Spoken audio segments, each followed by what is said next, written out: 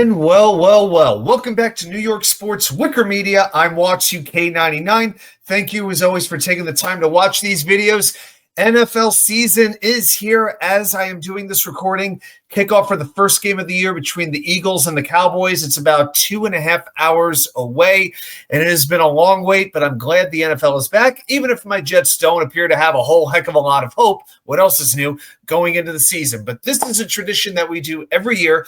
Been doing it since the channel started back in 2022.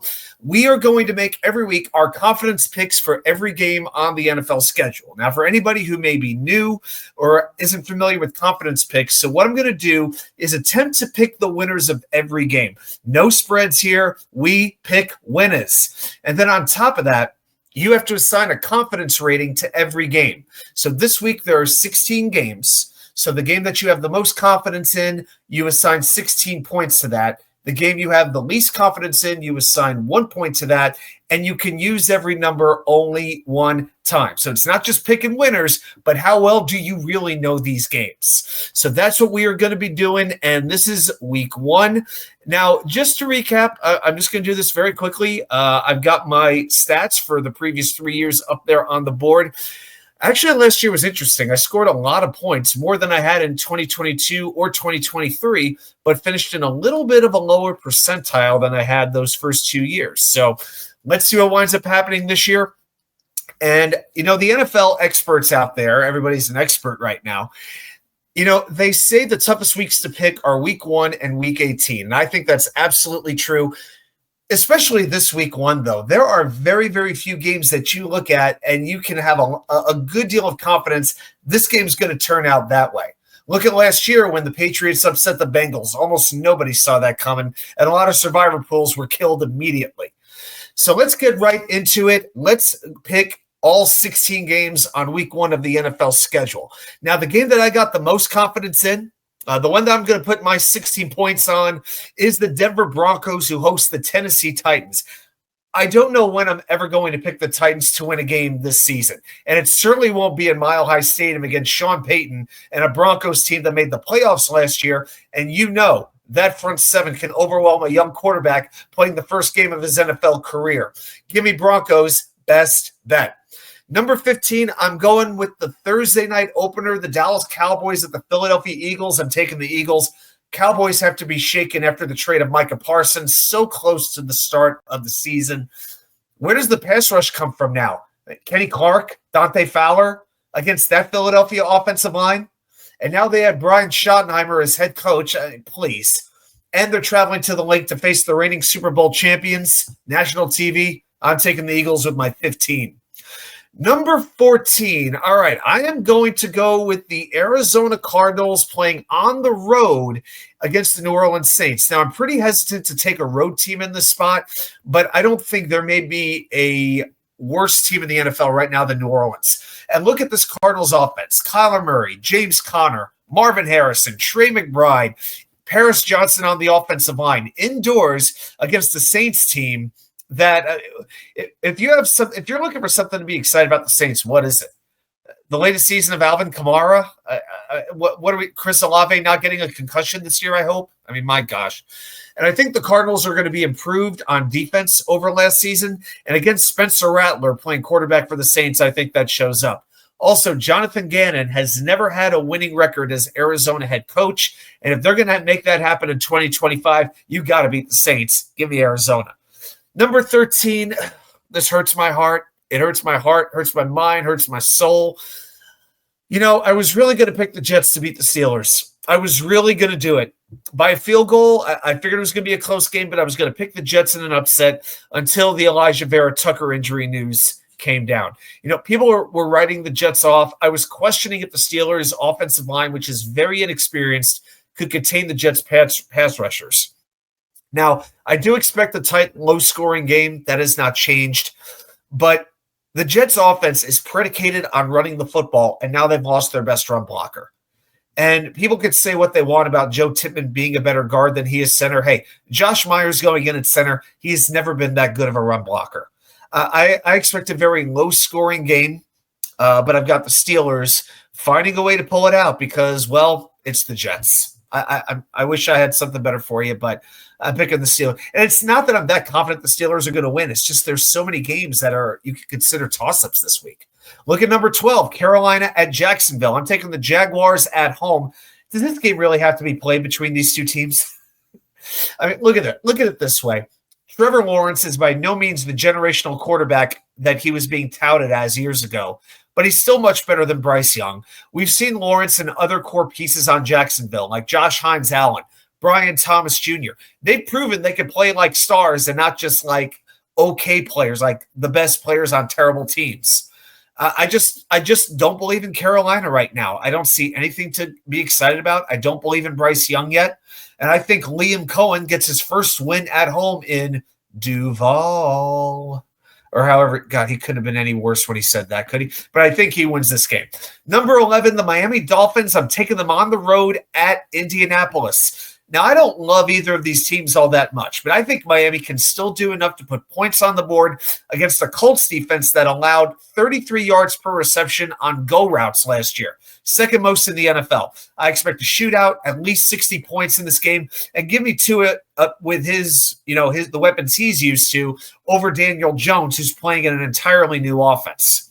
So give me Miami with the number 11 pick. Number 10, Cincinnati Bengals. I'm taking them at Cleveland. We got two cups of Joe in this game. We got Burrow and we got Flacco. Now, I think the Bengals are primed for a bounce-back year, and the Browns are one of the worst teams in the NFL. Now, it's fair to say, when these two teams, when North Ohio and South Ohio go head-to-head, you can almost throw the records out the window because weird stuff happens. But Cincinnati had a terrible opening game loss last year to New England, and I don't think that's happening again. Give me Cincy on the road. Number 9, I'm going to the Friday night game, the Kansas City Chiefs versus the Los Angeles Chargers of San Diego, California. And as usual, the Chiefs have a bullseye on their back from every other team in the West. People say the gap may be narrowing between the Chiefs and the field. And I compare the Chiefs to that NBA team that's won before. They don't really play all out during the regular season, maybe a little load management going on. But when the playoffs come around, they can turn it on. My problem with the Chargers is they're lacking on defense, and Rashawn Slater is out for the season at left tackle. I think the Chiefs need a really good start this year. They have a much better offensive line, adding Josh Simmons at left tackle. I think that's going to give Patrick Mahomes more time to work his magic. And even without Rashee Rice, Xavier Worthy, Hollywood Brown, they should do fine against the Chargers defense that allowed 13 touchdowns on passes thrown 15 or more yards downfield last year, league high. Now, the Chargers have a shot if Amari and Hampton can pick up some big chunks of yards on the ground and the offensive line of the Chiefs isn't ready for prime time. Okay, I can see the Chargers taking the win in Sao Paulo. I just don't see it. Give me the Chiefs with my number 9. Number 8. From here on in, it's tough. It's tough. Half these games I go back and forth on. The Houston Texans at the LA Rams. I'm taking Houston. Matthew Stafford, they say he's going to be healthy, but I'm sorry, he's getting epidural shots in his back. I got to see him play well before I believe in him. And regardless, I love this Houston defense with Anderson and Hunter, an amazing pass rushing tandems. Derek Stingley, a cornerback, not as good as Sauce Gardner, but still really good. But even without Joe Mixon at running back, I think C.J. Stroud, Nico Collins, Jane Higgins, rookie receiver who I'm a big fan of, Dalton Schultz, I think they make a big statement on the road and they win that game. Number 7, it's the NFC West showdown, the San Francisco 49ers at the Seattle Seahawks. Everyone's picking San Francisco. Now, in week 1, I would say be wary of those division matchups with picking the road team. But I am going to go San Francisco. Brock Purdy is 3-0 in Seattle. The Niners know Sam Darnold very well. And Seattle, they're going through some change. They got a new offensive coordinator, a new quarterback. They got some questions on defense in terms of their health. I think Robert Saleh is salivating as defensive coordinator now. I do like the Seahawks to have a good season long-term. I'm just not sold on them winning this particular game. All right, let's go to number 6. It is the Detroit Lions at the Green Bay Packers. Certainly the game of the week in the NFC. This is going to have long-term ramifications for the division and for playoff standings. I think personally this is very well going to be a preview of the NFC title game. Now, people talking about the Lions have new coordinators on offense and defense, But you got to remember, the Lions were super beat up last year. It felt like they lost 7 or 8 key defensive players. Now they're healthy. And also, speaking of health, how healthy is Micah Parsons after that back injection he had? All kinds of back injections going on in the NFL right now. I think the Lions get their 4th straight win at the not yet frozen tundra of Lambeau Field. Number 5, I'm staying with the NFC North. Vikings at Bears on Monday night. This could go a number of ways, but the quarterback matchup is super intriguing. J.J. McCarthy against Caleb Williams. This is JJ's first career road start. Hard to know what to expect from him. I'm just not ready to trust him in Soldier Field. It is a big, but I do like Kevin O'Connell as coach while Ben Johnson makes his debut on the national stage. I just think the Bears come out hard, and JJ's not going to know what hit him. I could see the Bears making some big plays on defense and getting the win. Number 4, the Las Vegas Raiders at the New England Patriots, battle of the first-time coaches. The Patriots, they really upgraded Drake May's supporting cast during the offseason. The Raiders, hey, they remodeled their attack. They added Geno Smith. They added Ashton Genty at running back. Christian Gonzalez does have a bad hamstring, so that could hurt New England. It's a tough call, but I'm going with the home team. I do trust Mike Vrabel to get off to a very good start, and I like Trevion Henderson running against this Raiders run defense. So I'm going to take the Patriots with my number 4 pick. Number 3, I'm going to give you an upset here. I'm going with the New York Giants to upset the Washington Commandskins. If there's a team that could take a surprising step back, it's Washington. They've got the oldest roster in the NFL, and that's before they signed Von Miller. I mean, I wonder if George Allen is back coaching the over-the-hill gang from the 1970s. A lot of people assuming Washington will win 10 games because they had a great season last year, but be careful. Opponents are going to be ready for them. They're not sneaking up on anybody, and teams like Houston, who were anointed after one great first year, fell off. The Giants can rush the passer.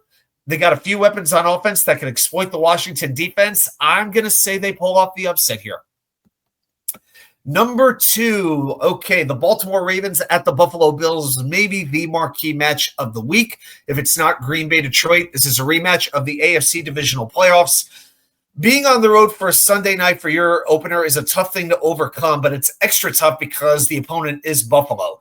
I think the Bills upgraded their roster from last year. I just don't think the Ravens get their revenge in this spot. I expect a very close game, but remember this, both teams have very questionable kicking games. Tyler Loop is an unproven rookie for the Ravens, and Tyler Bass is beat up to the point where the Bills signed a kicker to their practice squad on Thursday. Very hard to make the pick. You play this game 10 times, each one might win 5, but I'm going with the Bills. I just think it's their year. Number 1, the Tampa Bay Buccaneers at the Atlanta Falcons. This is I'm calling for another upset here, and it seems like for several years I've been waiting for the Buccaneers to take a step back. It's probably because I have no confidence in Todd Bowles. The problem is these other teams in the NFC South never step up. But now the Falcons have Raheem Morris as head coach. They're home. They swept Tampa Bay last year. Don't forget that. And the Bucs are missing some key pieces on offense. Cade Otton, Chris Godwin, Tristan Wirfs. I'm going to say that the Falcons make a statement, shake up the NFC South, and they take the win. All right, guys, so those are my picks for all 16 games. I'm going to try to drop this video every Thursday night. That is the plan, preferably before kickoff, but all depends on how the schedule works out. But definitely Thursday nights, I will get it out to you. Everybody, if you got some picks that you want to make, put them right down there in the comments. And let me know if you agree, disagree, if you think I'm nuts. It's all good. I appreciate the feedback either way. Hit the thumbs up. Please subscribe. Everybody, thanks so much for watching. And I will see you right back here with more content from you know where. The Wicker Chair.